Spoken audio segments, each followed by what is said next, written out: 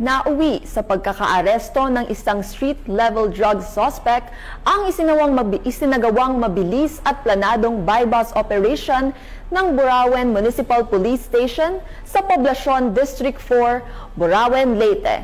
Ang balitang ito ay ihatid ni Patrolwoman Camberley Flores.